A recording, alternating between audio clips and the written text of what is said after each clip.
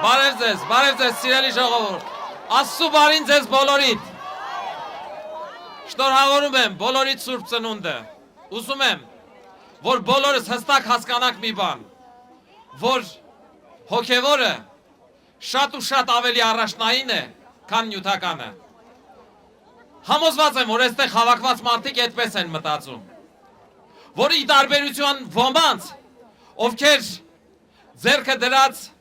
Աստվածաշնչի ու սահմանադրության վրա երթում են տալիս,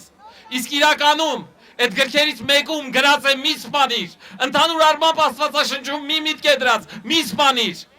իսկ սահմանադրության մեջ գրված է, որ դու ես այս ժողովրդի անվտանգության ու ապահովության երաշխավորը, դրանից հետո մարտի մեկ են անում ու բանտում Նիկոլ Փաշինյան են պահում։ Հոգևորը առաջնային համարող մարդը միանշանակ իր ձայնը այս ընտրությունում կտա Նիկոլ Փաշինյանին։ Հոգևորը առաջնային համարող մարդը միանշանակ իր կյանքը կապի այս երկրի ապագայի հետ, կփորձի փոխել այս երկիրը, կփորձի արդարության հասնել, կփորձի ճշմարտության հասնել, կփորձի բարեկեցության հասնել։ Նյութականով ապրող մարդիկ այսօր ապրում են իրենց նյութականով, իրենց ընտանիքներում, ճոխության ու զեղության մեջ կորցրած հավատն ու սերը։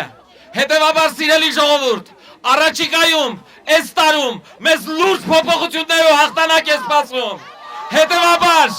հաղթանակ բոլորիս, պայքար, պայքար, մինչև վերջ, պայքար, պայքար, մինչև վերջ, պայքար, պայքար, մինչև վերջ։